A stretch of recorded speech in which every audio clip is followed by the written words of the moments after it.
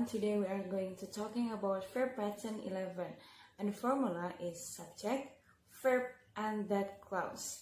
In this pattern, the verb has a that clause as its object. For example, she said that she always busy. She said that she always busy. We saw that the plane would fail. We saw that the plane would fail. And everyone agrees that we have to act quickly. Everyone agrees that we have to act quickly. The conjunction that can be usually is omitted, especially after think, expect, hope, say, and wish. For example, I think that she is a teacher can be I think she is a teacher, and I wish that you were here can be I wish you were here.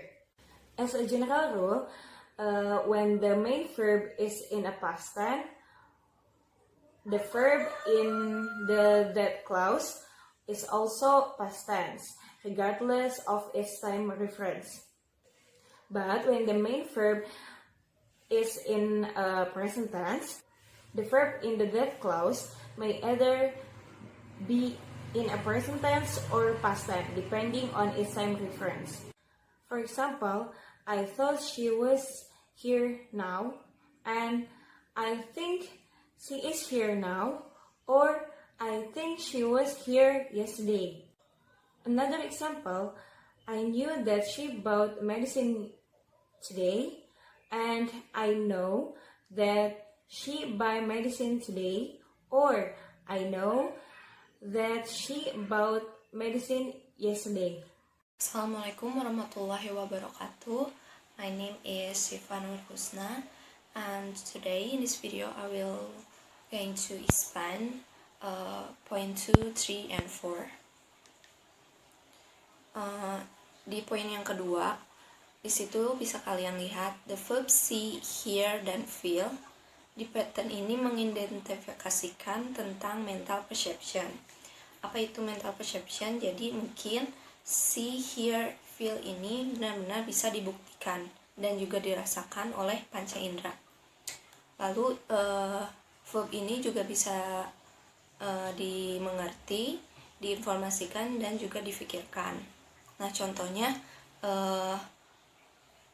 kita compare sama verb pattern 5 dan verb pattern 11 katanya itu. Itu yang di verb pattern 5, I heard him go out. Dan yang verb pattern 11-nya, I heard that he went abroad. Kalau yang verb pattern 11 itu ada ditambah that ya.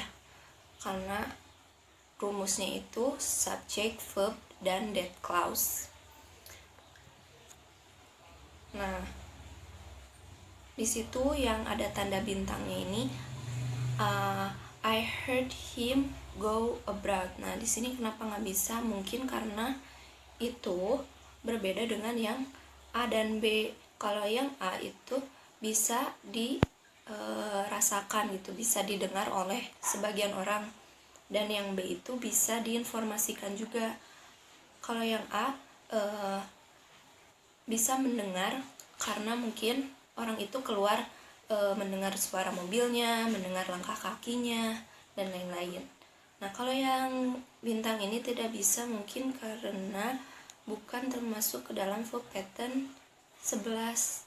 Karena di situ verbnya past, heard, dan verb that clause-nya itu go. Verb 1 atau present. Lalu di poin yang ketiga, wish. The verb used in this pattern indicates unfulfilled wish, itu harapan yang belum terwujud, masih di awang-awang tuh, masih possible. That clause following in therefore says something unreal, there is contrary to fact, assumption, or expectation, masih ekspektasi verbnya that clause-nya itu. Lalu hence the verb must always be in the past tense. Nah, verbnya itu harus selalu past tense yang mengidentifikasikan bahwa itu unreality, tidak real ya, masih wish. when the time referred to is present, and a past perfect tense when the time referred to is past. Nah, gimana pengaturan waktunya? Bisa tomorrow atau yesterday, next week, atau last week, atau juga bisa pakai would yang mengartikan itu future. Contohnya yang di bawah ada I wish I knew her now. I wish you had told me yesterday. I wish you would come tomorrow.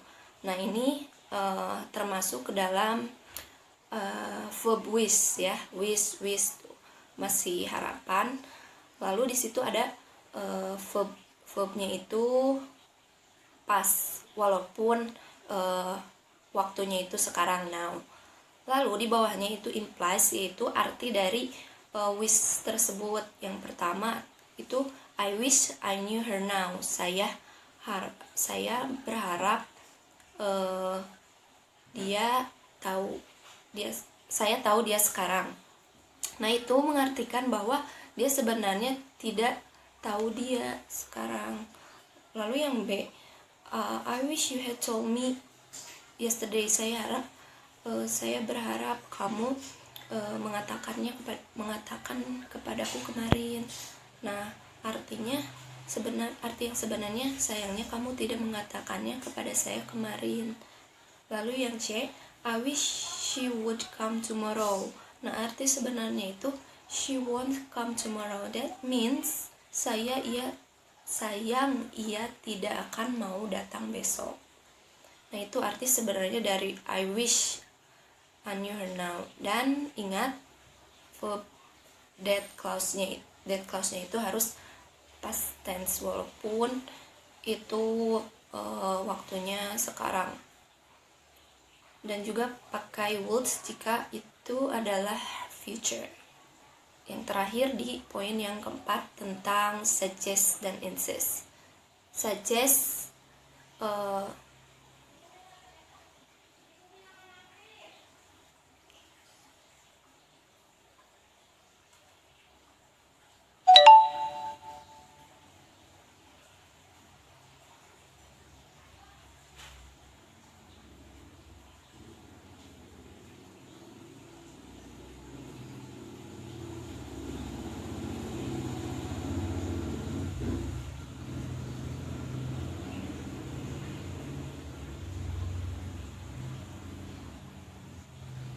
Nah, lalu yang poin keempat yaitu verb suggest dan insist. Nah, verb suggest itu put forward for consideration, and insist used in a forcible manner.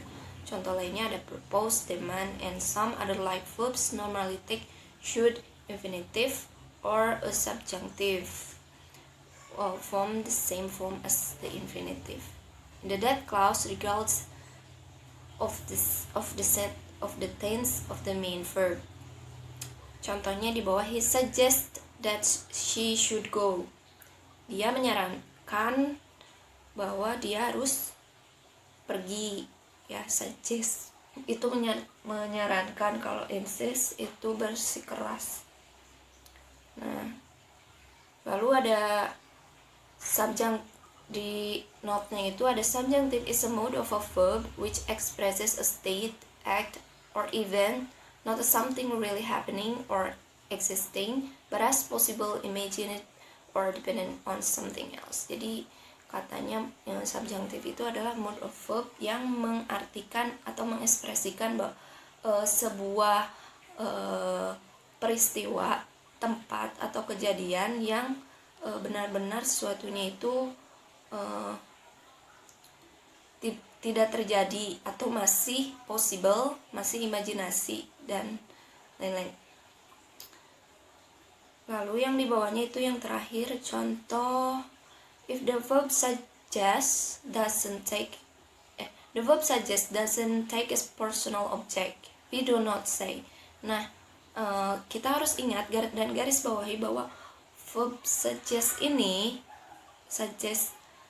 tidak bisa menggunakan personal object katanya.